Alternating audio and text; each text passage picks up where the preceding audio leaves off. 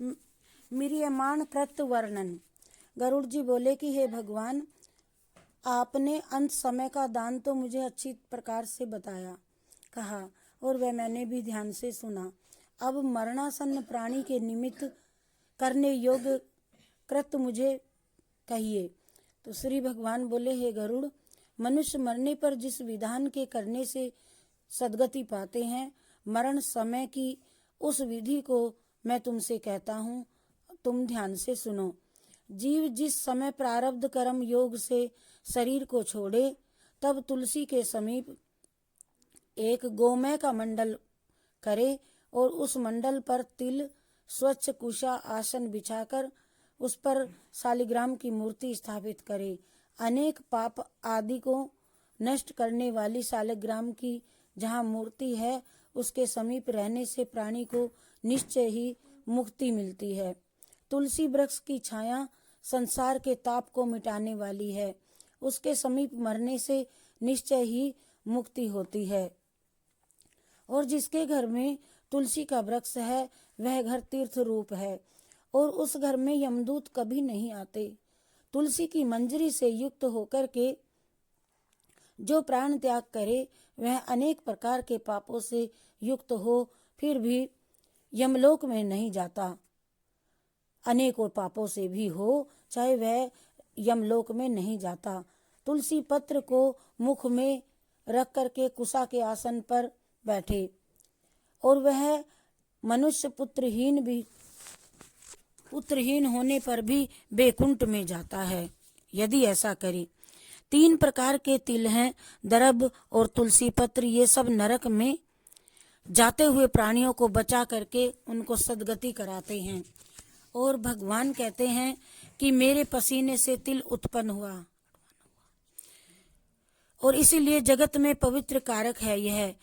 तिलदान से असुर, दैत्य, दानव आदि भाग जाते हैं। हे गरुड़, ये दर्भ मेरी विभूति है और ये मेरे रोम से उत्पन्न हुए हैं। इसीलिए इन दर्भों के स्पर्श करने मात्र से प्राणी स्वर्ग लोक में चले जाते हैं। कुश मूल में ब्रह्मा, कुश मध्य में जनार्दन। शायद ये पाठ कर तो नहीं दिया था। हाँ, 8 हुए थे। और अग्रभाग में शंकर आदि देवता हैं। कुशा, अग्नि, मंत्र, तुलसी, विप्र, धेनु, ये सब बारंबार कार्य में आते हैं, किंतु अपवित्र नहीं होते तुलसी और दूब।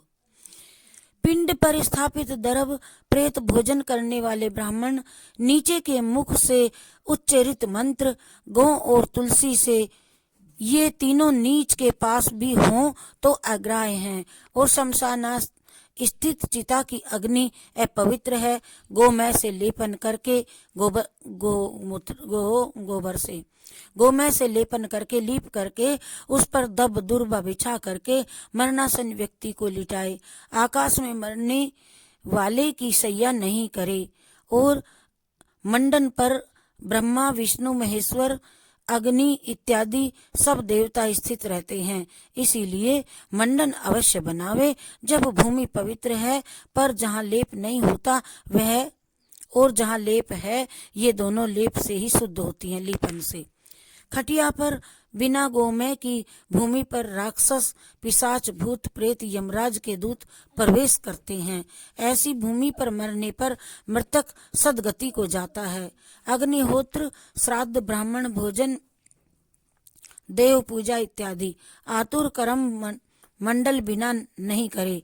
भूमि पर गोमय लेपन कर उस पर प्राणी को शयन करा करके मुख में स्वर्ण पंचरत्न को रख शालिग्राम का पादोदक पान करावे। और शालिग्राम शिला का जल बिंदु मात्र पान करने से ये सब पापों से मुक्त हो बैकुंठ लोक में चला जाता है। महापातकों का नाश करने वाले गंगा जल का पान कराने से तीर्थों पर स्नान और दान करने का फल प्राप्त हो जाता है। जो 1000 चंद्रायण व्रत करते हैं और जो गंगा जल का पान करते हैं, वे दोनों एक ही समान होते हैं। हे गरुड़, जैसे अग्नि से रुई का समूह नष्ट हो जाता है, वैसे ही गंगा जल का पान करने से सब पातक जल करके भस्म हो जाते हैं। जो कोई सूर्य किरणों से तपे हुए गंगा जल को पीता है, वह सब योनि से मुक्त हो विष्णु लोक को जाता है। और दूसरी नदियां स्नान करने से पापी पुरुष को भी पवित्र करती हैं।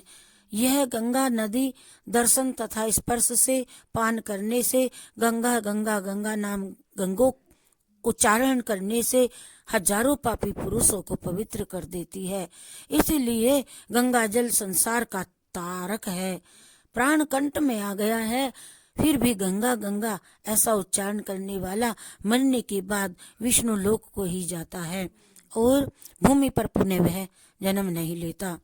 प्राणी श्रद्धा युक्त होकर के प्राण निकलने के समय गंगा का स्मरण यदि करे तब भी उत्तम गति को प्राप्त हो जाता है। इसीलिए गंगा का ध्यान करता हुआ नमस्कार करे, गंगा जल का पान करे। श्रीमद् भागवत गीता का श्रवण करने वाला मोक्ष को प्राप्त होता है। जो अंत समय श्रीमद् भागवत का एक भी श्लोक, आधा श्लोक पाठ या श्रवण करे तो ब्रह्मलोक में जाकर के वह कदापि वापस नहीं आता। वेद और उपनिषदों के पाठ से शिव या विष्णु स्तोत्र के श्रवण करते समय ब्राह्मण, क्षत्रिय, वैश्य की जो मृत्यु हो जाए तो अवश्य ही मोक्ष हो जाता है। हे गरुड़, जो ब्राह्मण, क्षत्रिय, वैश्य वैराग्य युक्त होकर के अंत समय में यदि अन्न जल का त्याग करे या आतुर वह संन्यास ग्रहण कर ले तो प्राण कंठगत होने पर जो संन्यास्त ऐसा शब्द कहे वह मरने के बाद विष्णु लोक को प्राप्त करता है और फिर उसका भी जन्म नहीं होता। हे गरुड़, इस तरह जिस धार्मिक पुरुष के अंत समय में ये सब कृत्य जिसने किए हुए हैं उस पुरुष के ऊर्ध्व द्वार से प्राण निकलते हैं। मुख, नेत्र, नासिका, कान, इन द्वारों को ऊर्ध्व द्वार कहते हैं और इन द्वारों से अच्छे पुरुषों के प्राण निकलते हैं और योगियों के तालु रंध्र से प्राण निकलते हैं। प्राण और अपान ये दोनों नाभि स्थान में रहते हैं। जब ये अलग अलग होते हैं तब सूक्ष्म होने से वायु उस शरीर रूपी पुतले से निकलता है और उन वायु के निकलने के बाद जब शरीर गिर जाता है, जैसे बिना आधार वृक्ष वायु जल से नीचे गिर जाते हैं, प्राणी जब इस शरीर को छोड़ता है तब चेष्टा रहित ये शरीर दुर्गंध युक्त तथा निंदनीय हो जाता है। फिर कोई भी इस शरीर को स्पर्श नहीं करते। 3 अवस्था शरीर की होती हैं। प्रथम तो उसमें जीव पैदा हो जाते हैं या जानवर उस शरीर को खा जाते हैं।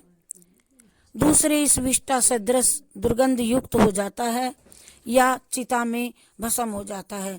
ऐसे शरीर को त्याग प्राप्त करके क्षण भर में नष्ट होने वाले मनुष्य क्या अभिमान करते हैं। 5 महाभूतों से निर्मित इस शरीर से 5 महाभूत निकल करके पृथ्वी में, तेज में, वायु में, जल में लीन हो जाते हैं। वैसे ही आकाश में आकाश लीन हो जाता है।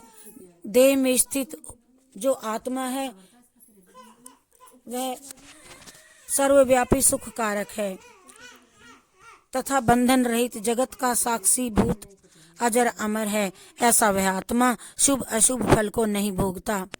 वह आत्मा 10 इंद्रियों से व्याप्त तथा शब्द, स्पर्श, रूप, रस, गंध, काम, क्रोध आदि से युक्त, अन्य में, प्राण में, मनो में, विज्ञान में, आनंद में, इन 5 कोशों से व्याप्त नवीन शरीर में उसी प्रकार प्रवेश करता है कि जैसे घर में आग लगने से मनुष्य न्यूतन ग्रह में प्रवेश करता है, ऐसे जीव के निकलने से समय छत्र चामर से युक्त होकर स्वर्ण आदि घुंघरू बंधे हुए ऐसे विमान को लेकर के विष्णु के पार्षद उसको लेने आते हैं।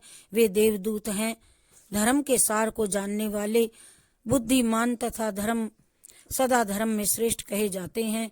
उनको ऐसे विष्णु दूत अपने विमान में बिठा करके स्वर्गलोक में ले जाते हैं। धार्मिक पुरुष तत्काल दिव्य देह धारण करके उज्जवल वस्त्र, पुष्प आदि की माला तथा स्वर्ण रत्नों से आभूषित होकर के अंत समय के दान के पुण्य से देवताओं से पूजित होकर के स्वर्ग लोक को चला जाता है। बोलो जय श्री कृष्ण चंद्र भगवान की जय। श्री कृष्ण गोविंद हरे मुरारी, हे नाथ नारायण वाह। श्री कृष्ण गोविंद हरे मुरारी, हे नाथ